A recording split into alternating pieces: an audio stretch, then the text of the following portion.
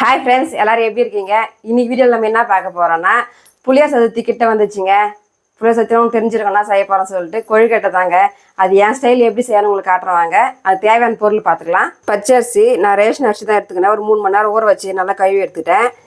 அடுத்து வெல்லம், தேங்காய், நெய், இந்த 4 பொருள் வச்சு தாங்க கொழுக்கட்டை செய்ய போகிறேன். எப்படி செய்யலாம்னு பார்க்கலாம் வாங்க. இப்போ கொழுக்கட்டைக்கு மாவு அரைச்சி எடுத்துக்கலாம். ஒரு மிக்சி ஜாரில் ஊற வச்ச பச்சரிசி,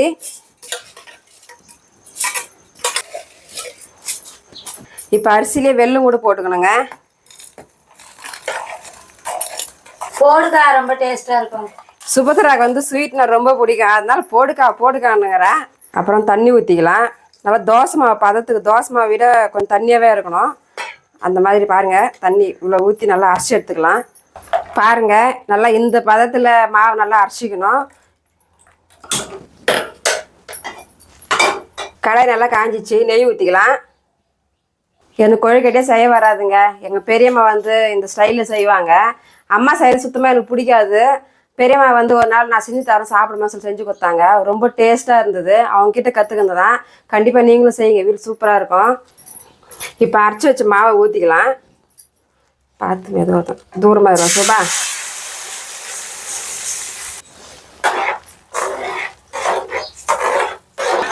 மாவு ஊற்றிட்டு பிறகு கை விடாமல் கலரி விட்டே இருக்கணுங்க.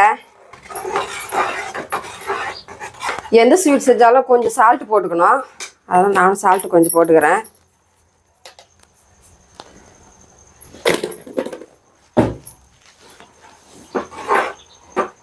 மாவு கொஞ்சம் கொஞ்சம் கொழுக்கட்டை மாவு பதத்துக்கு வந்துட்டுருக்கு. இது பாருங்க. இப்போ கட் பண்ணி வச்சு தேங்காய் போட்டுக்கலாம்.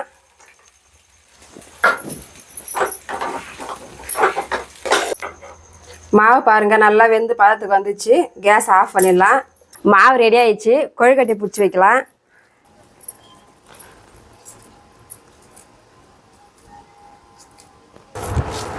கொழுக்கட்டை சூப்பராக இருக்குதா?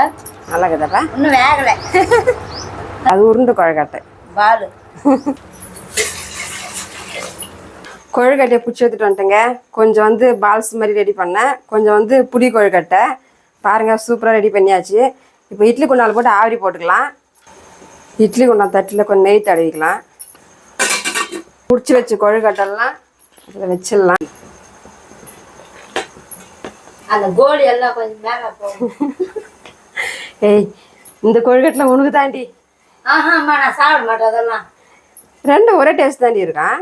அது கைப்பிடி தான் சாப்பிடணும் நான். அது உருண்டை பண்ணால் அது வந்து போண்டா.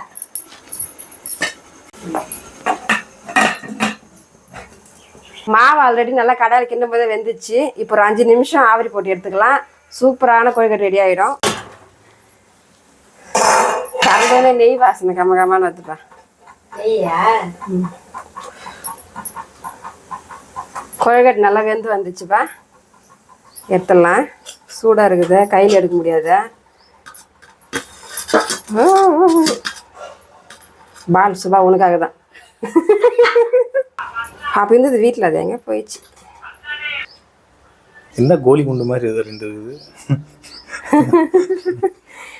என் வீட்டுக்காரர் வேலை விட்டு கரெக்டாக டைம் வந்துட்டாரு கொழுக்கட்டை சாப்பிட்றதுக்கு. இந்த கொழுக்கட்டை சாப்பிட்றதுக்காக நான் வந்தேன். கொழுக்கட்டை செஞ்சு வச்சிருக்கா. சரி சாப்பிடு. நம்பி சாப்பிடலாமா இல்லைன்னு தெரியல. ஏய், எப்போ நீ சாப்பிடல செஞ்சு கொடுத்த? இந்த பால்ஸ் எல்லாம் சுபத்ராகு. என்ன சுபா? நெய் போட்டதில்ல? ஆ, நெய் மனம் வருது, நல்லா இருக்கு. சூடு. உண்மையிலேயே கொழுக்கட்டை ரொம்ப டேஸ்ட்டாக இருந்ததுங்க. நீங்களும் வீட்டில் ட்ரை பண்ணுங்கள். வீடியோ பிடிச்சிருந்தா லைக் பண்ணுங்கள், கமெண்ட் பண்ணுங்கள், ஷேர் பண்ணுங்கள். மறக்காமல் சப்ஸ்கிரைப் பண்ணுறேங்க. டாடா, பாய்.